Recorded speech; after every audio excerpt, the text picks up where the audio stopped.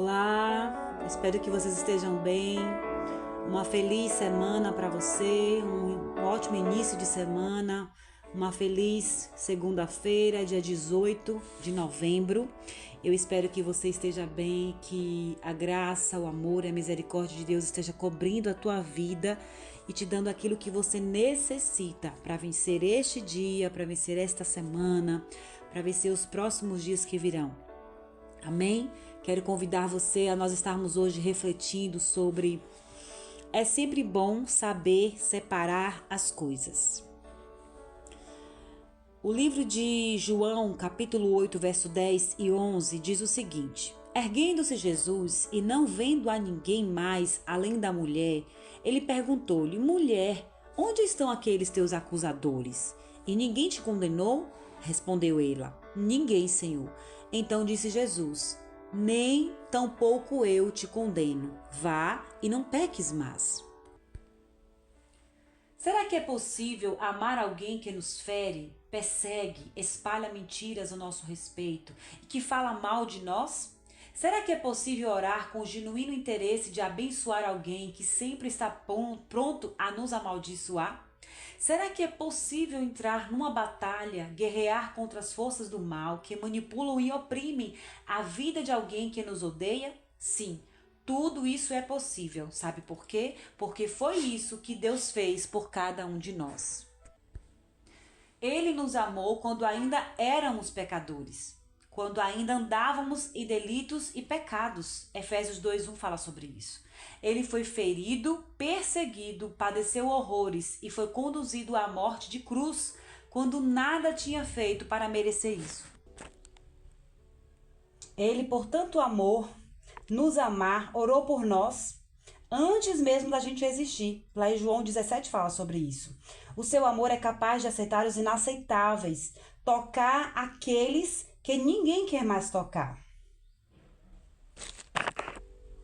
Transformar a vida de perseguidores em proclamadores das boas novas de salvação. Esse é o amor de Deus. É linda a história do encontro de Jesus com a mulher que foi pega na prática de adultério. Ela tinha sido levada pelos seus acusadores a fim de ser apedrejada e morta. Os escribas e fariseus da época fizeram com que ela ficasse de pé no meio de todos, expondo-a e a humilhando publicamente. Diante das acusações deles, Jesus se levantou e lhes disse: Aquele que dentre vós estiver sem pecado, seja o primeiro a atirar pedra. Um a um foram se retirando, acusados pela própria consciência. Então, Jesus se volta para aquela mulher e diz: Mulher, onde estão os teus acusadores? Ninguém te condenou? Respondeu ela: Ninguém, Senhor. Então Jesus disse: Nem tampouco eu te condeno. Vá e não peques mais. Aleluia! Jesus amou aquela mulher independente da sua vida pecaminosa.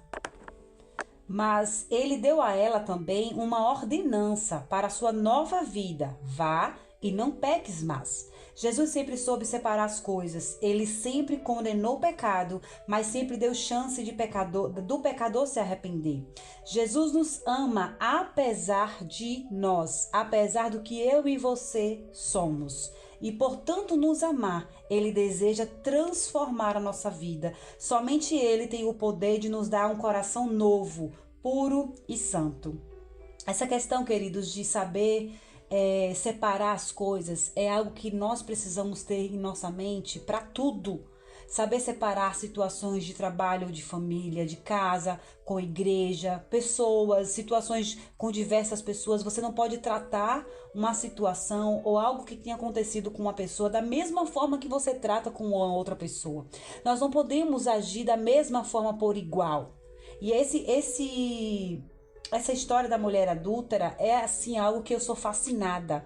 Porque quando Jesus diz assim: Aquele que não tiver pecado, atire a primeira pedra. E eu sempre fiquei imaginando, sempre fiquei pensando assim: Jesus, naquele momento ali, ele era essa pessoa. Ele era aquele que não tinha pecado. Ele era aquele que poderia atirar a primeira pedra. Mas é justamente o que nós aprendemos aqui: saber separar as coisas, saber identificar qual é o momento certo que eu posso ou julgar, trazer o julgamento a alguma situação, disciplinar a pessoa, ou trazer o amor, trazer o conforto, o consolo. Nós precisamos entender que há um tempo para todas as coisas, né? Com o seu propósito, como diz lá em Eclesiastes. Porque senão nós vamos estar olhando as pessoas, as situações, os problemas, tudo a grosso modo e numa mesma perspectiva, sobre o mesmo olhar.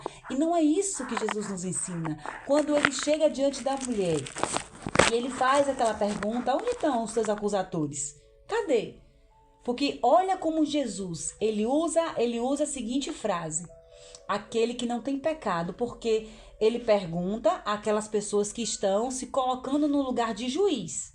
Porque aqueles fariseus, aquelas pessoas daquele momento ali, quando encontra a mulher no ato, automaticamente o que é que eles fazem? Vamos ver agora o que é que ele vai dizer, porque essa daqui, ela foi pega em adultério, ela não tem réu primário, ela não tem álibi, ela não é inocente, ela tem culpa no cartório. Então eu quero ver o que Jesus vai fazer com ela. Bora lá ver se ele vai perdoar. Então assim, eles queriam naquele momento humilhar, eles queriam acabar com uma vida, eles queriam marcar a imagem e a história de uma pessoa publicamente de forma negativa. Então nós aprendemos muito com essa história. A primeira coisa que a gente aprende é que, de fato, Jesus não nos olha com diferença. Jesus não nos olha com separação. Ele não tem um olhar diferente para os seus filhos. Ele não olha aquele que está na igreja com aquele que não está na igreja. Aquele que pratica a santidade com aquele que não pratica. O olhar de Jesus, queridos, queira você acreditar ou não, ele é o mesmo. Ele é o mesmo olhar de amor, de misericordiosa, de misericórdia, de bondade. É o mesmo olhar. Porque Jesus, ele não tem, na essência do nosso Jesus, ele não tem acepção de pessoas. Isso quem age somos nós. Então, quando Jesus vê aquela situação e vê que há muito mais julgamentos, há muito mais ação humana negativa, automaticamente ele não vai contribuir para aquilo. Ele dá uma lição de disciplina, mas em amor. Porque quando ele diz assim, depois que ele diz assim, olha, eu não vou te acusar, por quê? Porque eu não vi você pecando, eu não tenho provas que você pecou, e ainda que você tenha feito, meu Deus me trouxe aqui para te dizer que há esperança.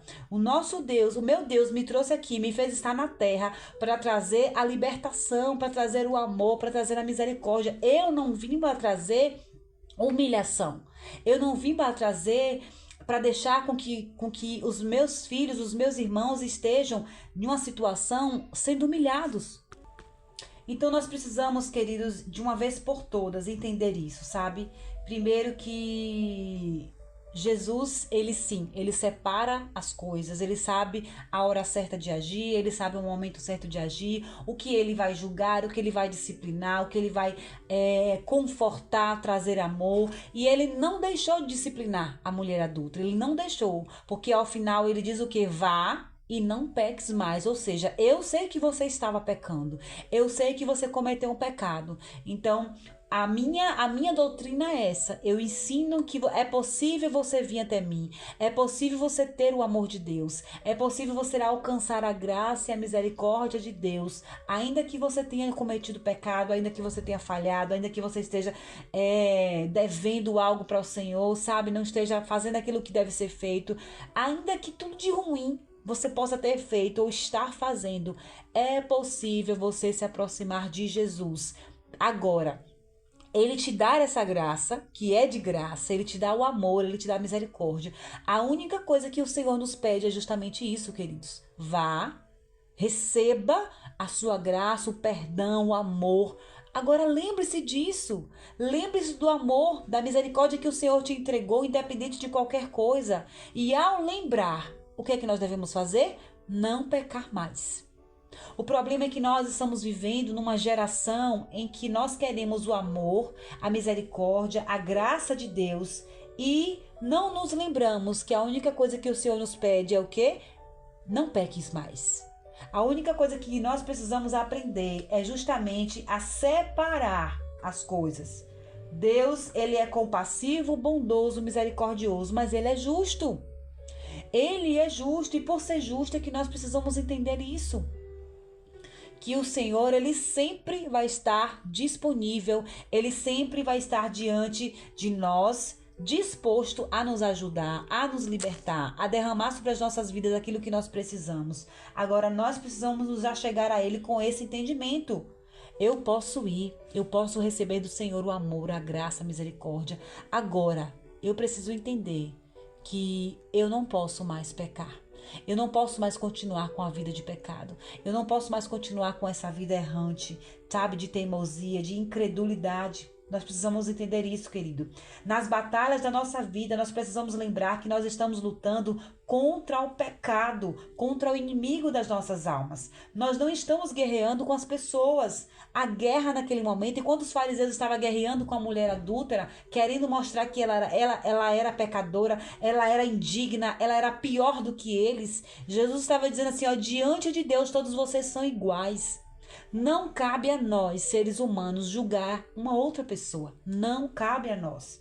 Nós precisamos lutar a batalha certa, saber separar as coisas de uma maneira correta, da maneira certa. Nós precisamos nos revestir do amor, da graça e da bondade de Deus. Precisamos vestir de santidade, de pureza para caminharmos com a autoridade. A autoridade não é tom de voz. A autoridade não é quantas formaturas você tem, quantos títulos você tem, o salário alto que você ganha. A autoridade é poder de Deus sobre as nossas vidas. Sabe o que é a autoridade? É uma vida onde as pessoas olham para você e não acham nada em que apontar. E ainda que você tenha um erro falhado, mas as pessoas sabem que aquilo que você faz para o reino de Deus é muito maior do que o pecado de uma impaciência, de falar alto em algum momento, sabe? De alguma situação desse tipo. Então, isso sim é autoridade. É nos revestirmos da graça, do amor de Deus e agirmos dessa maneira. Então, que o Senhor possa estar nos direcionando, iluminando a nossa vida, o nosso pensar, a nossa maneira de agir, o nosso posicionar, para que possamos sim tomarmos as atitudes certas, sabemos separarmos as coisas da maneira correta. Que Deus nos ajude a agirmos nessa distinção, em nome de Jesus. E Deus te abençoe.